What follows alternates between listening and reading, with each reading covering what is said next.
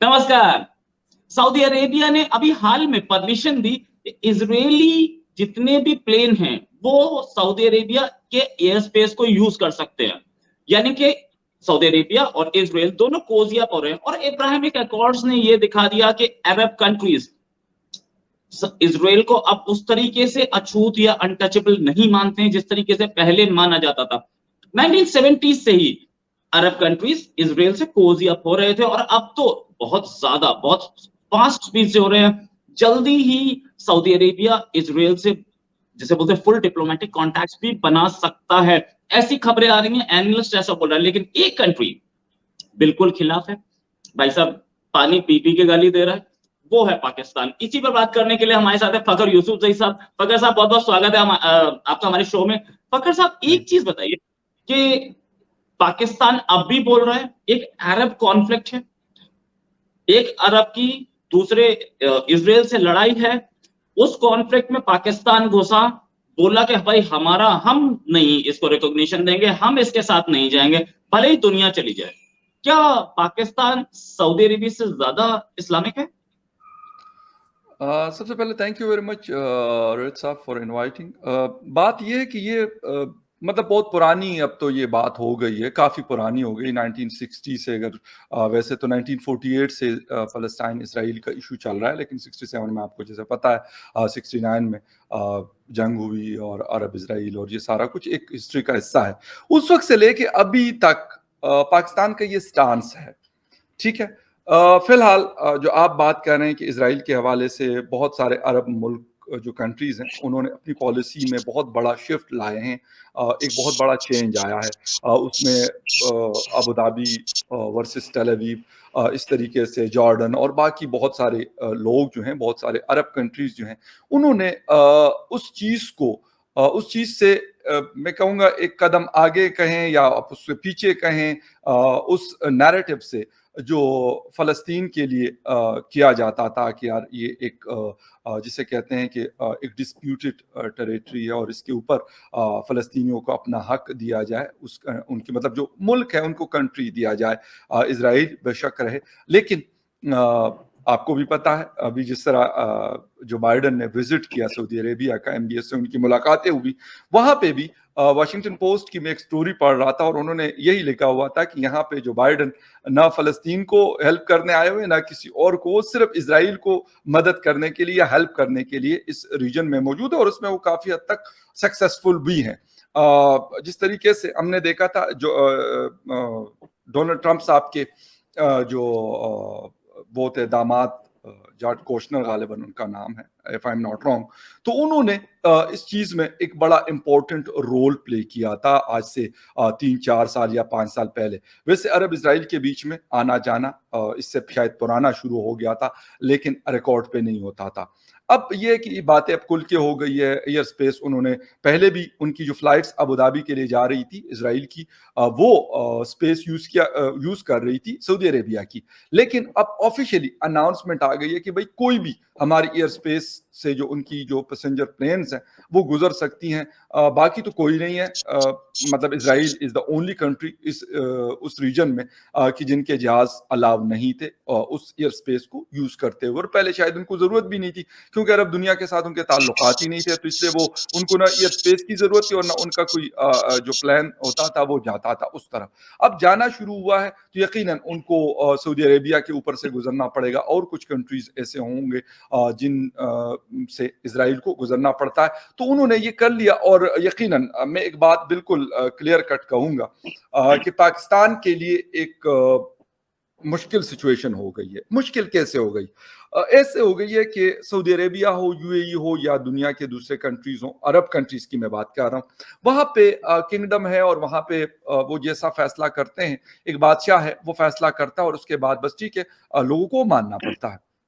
और एमबीएस के बारे में आपको यकीनन पता होगा, एक मतलब मजबूत किस्म के बादशाह हैं इस वक्त। हालांकि बादशाह बने नहीं ऑफिशियली, लेकिन ऑर्डर्स उन्हीं के चलते हैं। तो वहां पे तो किसी का मजाल नहीं है कि वो ये बात करें कि ऐसा क्यों किया उन लोगों ने, लेकिन उन्होंने कर दिया, बस ठीक है, वो उन्होंने बोल दिया अब वो एक जिसे कहते हैं लॉ भी आप कहें या जो भी कहें, कॉन्स्टिट्यूशन का हिस्सा कहें या जो भी कहें, वो बन गया। पाकिस्तान के लिए चीज अलग है, उसकी वजह मैं बताता हूँ। वो ये है कि पाकिस्तान के अंदर एक तो मतलब डेमोक्रेसी हम कहते हैं लेकिन नाम की है, एस्टेब्लिशमेंट भी है, डेमोक्रेसी भी है, मुल्ला इन पावर भी है, और भी बहुत सारे मसाइल हैं इस किस्म के, जिसकी वजह से कुछ लोग कहते हैं कि नहीं जी ये तो हमारे लिए मतलब जीने मरने का एक सीन है। इजराइल को अगर हम एक्सेप्ट करते हैं या रिकॉग्नाइज करते हैं तो ये हो जाएगा, वो हो जाएगा। हालांकि जब सऊदी अरेबिया कोई काम कर लेता है तो पाकिस्तान वो चीज ना चाहते हुए भी मैं ये कहूंगा कि वो करता है, और उसके पीछे भी बहुत सारी रीजंस हैं। हमारे उनके साथ जो ताल्लुकात हैं, बहुत सारा वो हमें पैसा देते हैं हमारी इकोनॉमी को चलाने के लिए, उनकी इन्वेस्टमेंट्स भी कुछ हैं और वो मजीद के लिए भी एग्री हो रहे हैं। लेकिन ये ऐसी नहीं होती ये सारी चीजें कि मतलब वो कहा जाता है ना कि there is no concept for a free lunch in the world, तो यकीनन उसके लिए कोई गिव एंड टेक होता है। वो कभी कह देते हैं जी ईरान से आपने कुछ नहीं करना, तो हम कहते हैं अच्छा ठीक है नहीं करते। वो कह देते हैं कि जी फला मलेशिया में एक कॉन्फ्रेंस हो रही है, टर्की वहां पे बैठा हुआ है, तो वो कहते हैं नहीं जाना, तो हम कहते हैं नहीं जाते जी आप जो कह रहे हैं। तो इस तरह की बहुत सारी चीजें हैं। लेकिन अब लगता मुझे ये है कि जो प्रेशर है वो पाकिस्तान के ऊपर इसलिए बढ़ेगा कि अगर सऊदी अरेबिया कहेगा, सऊदी अरेबिया अमेरिका उनको कहेगा और सऊदी अरेबिया फिर हमें कहेगा, तो ठीक है अमेरिका को शायद हम आए बाएं शायद कुछ कर लेते हैं, थोड़ा बहुत आगे पीछे घुमा फिरा लेते हैं हम उनको, लेकिन सऊदी अरेबिया को नहीं कर सकते। और उसकी मतलब मैंने आपको जो रीजन बता दी कि इस वक्त इकोनॉमी एक क्रिटिकल सिचुएशन से गुजर रही है, और उसमें अगर उनका एक बड़ा रोल है इसको चलाने में, और बाकी चीजों के लिए भी वो एग्री कर रहे हैं। लेकिन मैंने कहा ना कि उसकी ये कंडीशन हो सकता है, ये मैं एक अपने जाती एनालिसिस के तौर पे कह रहा हूं कि उन्होंने ये बात शायद पहले भी की थी सऊदी अरेबिया ने, मतलब अनऑफिशियल तरीके से वो ये बात जो होती है तो हुई है, ये पहले भी हुई, ऐसा नहीं कि ये पहले नहीं हुई।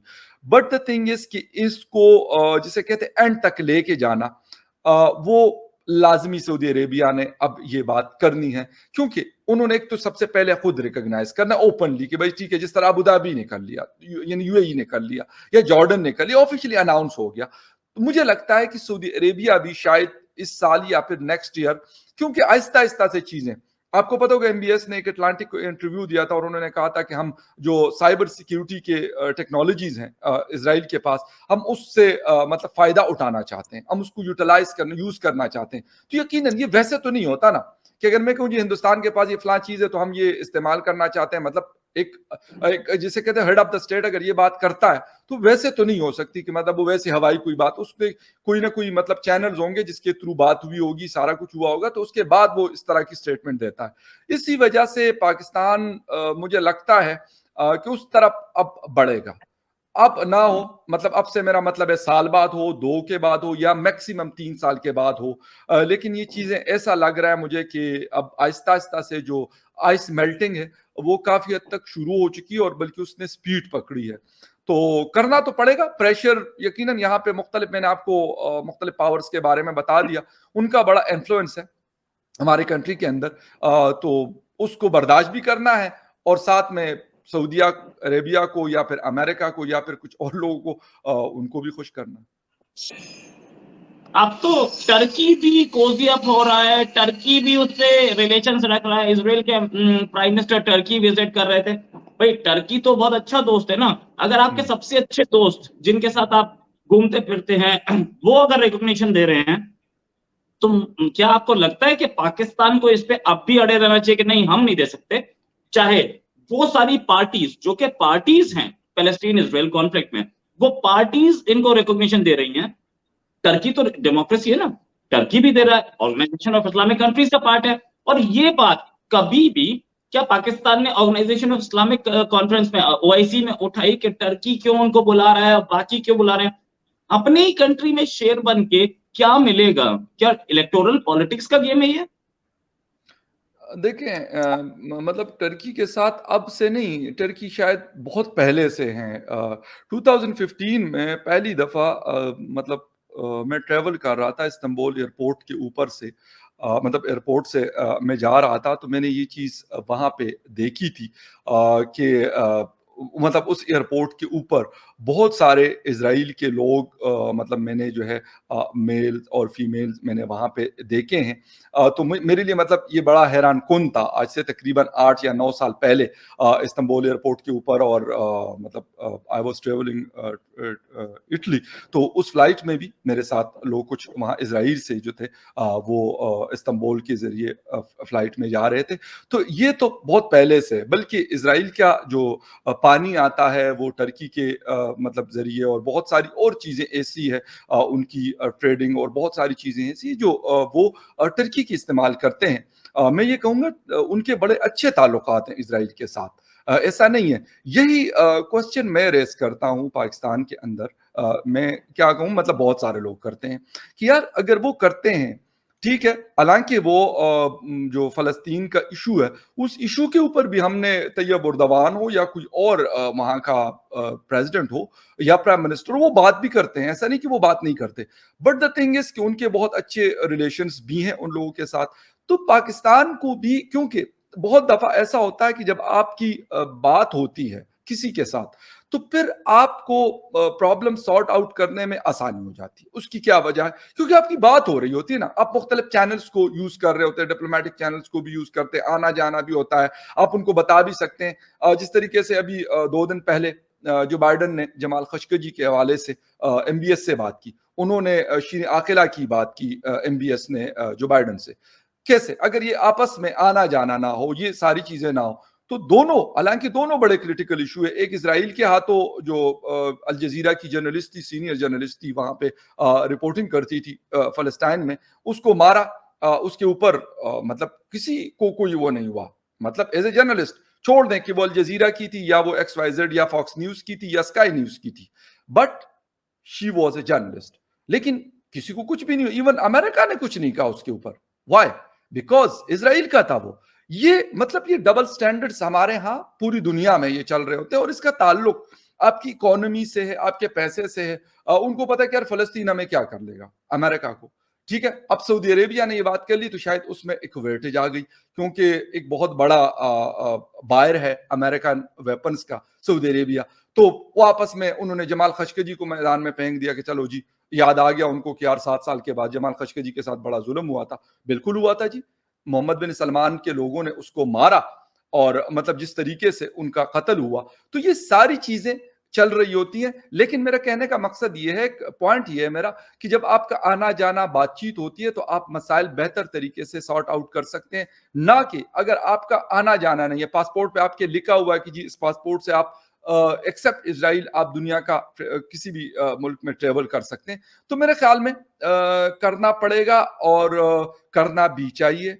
मसाइल तो पूरी दुनिया में है, हर किसी के, अमेरिका को चाइना से प्रॉब्लम है, चाइना को हिंदुस्तान से प्रॉब्लम है, रशिया को यूरोप से प्रॉब्लम है।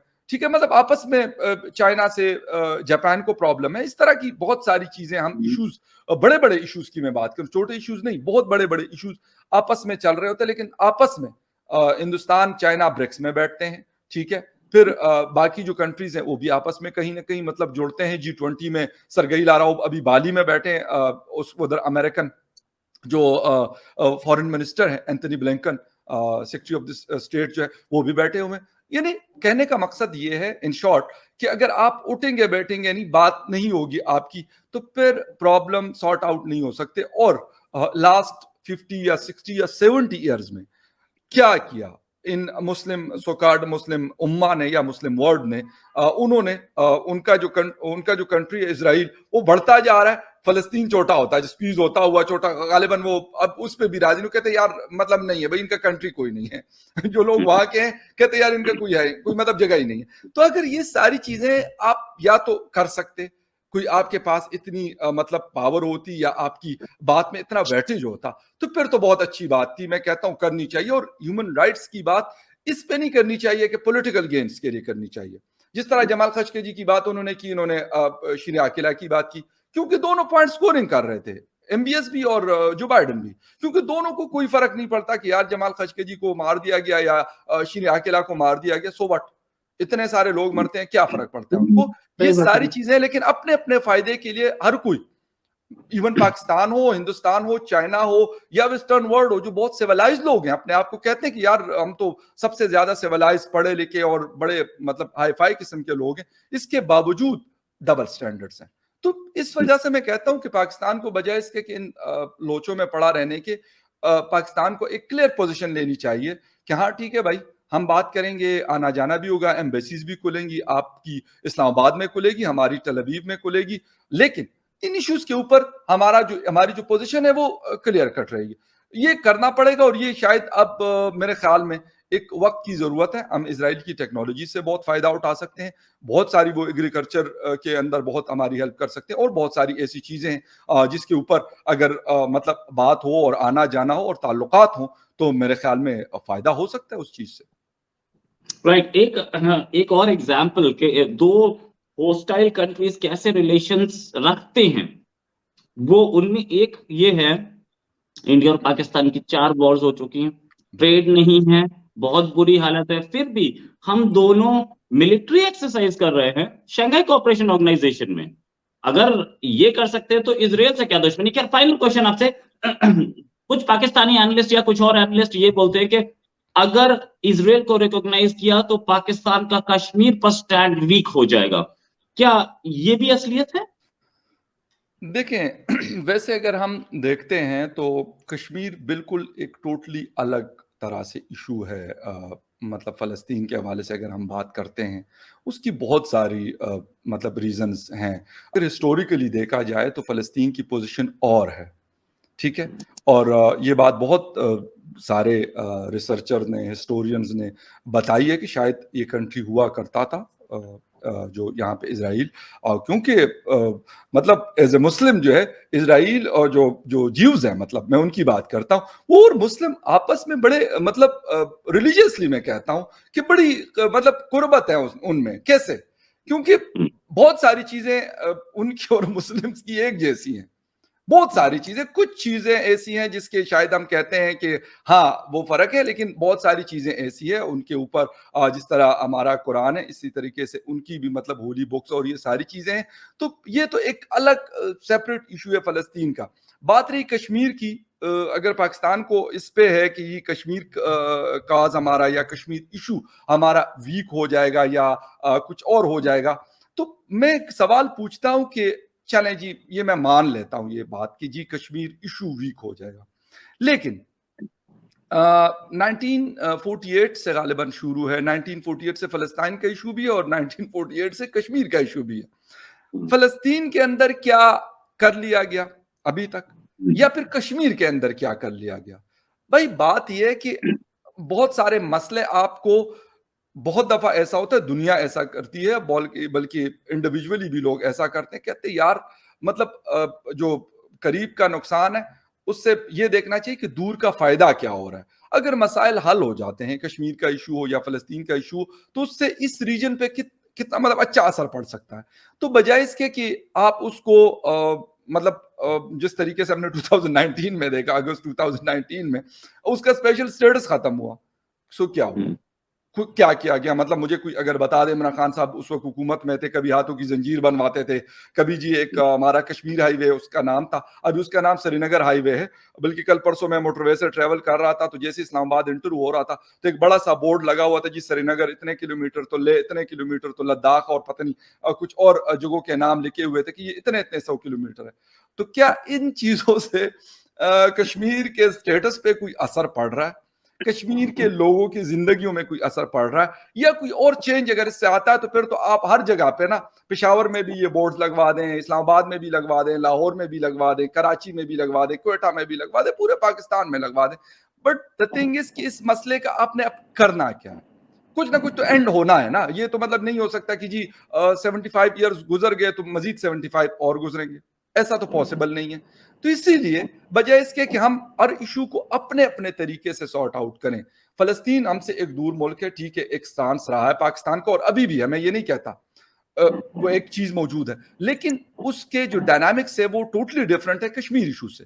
तो बजाय इसके कि कश्मीर इशू को अलग तरीके से रख के हल करने की कोशिश की जाए और फलस्तीन को अलग रख के अगर इजराइल को रिकॉग्नाइज किया जाता है तो उसका कोई सोल्यूशन निकालना चाहिए, अरब ममालिक को बिठाया जाए, पाकिस्तान बैठ जाए या बाकी जो दुनिया के ममालिक हैं बड़े छोटे जितने भी हैं जो इन्फ्लुएंस रखते हैं, तो इजराइल को तो कोई ना कोई बात तो मनवानी पड़ेगी ना। ये तो आप नहीं कह सकते कि जी जितनी भी पॉपुलेशन है, मुझे एग्जैक्ट नंबर नहीं पता फलस्तीन के पॉपुलेशन का, लेकिन जितनी भी पॉपुलेशन है आपने कुछ ना कुछ तो उनको मतलब करके देना है। ये तो आप नहीं कह सकते कि जी ये तो मतलब ठीक है ये आसमान से उतरे हैं बस जमीन में हम इनको गाड़ देंगे, ये तो नहीं हो सकता। लेकिन कोई ना कोई सेटलमेंट करना पड़ेगा और गालिबन इजराइल, आई थिंक सो कि इजराइल इसके ऊपर मेरे ख्याल राजी भी हो जाएगा कि यार हाँ ठीक है, जिस तरह हम इजराइल मुल्क यहाँ पे बना, पहले नहीं था, 1948 से पहले नहीं था, फिर बन गया, इसी तरीके से फलस्तीन एक मुल्क था, अब उसको छोटा कर दिया गया, लेकिन जो छोटा मुल्क है कम से कम उनको जीने दिया जाए। इसी तरीके से कश्मीर के इशू को भी हल करने की जरूरत है और हल करना पड़ेगा, बजाय इसके कि हम यहाँ पे बैठ के जी यहाँ से मतलब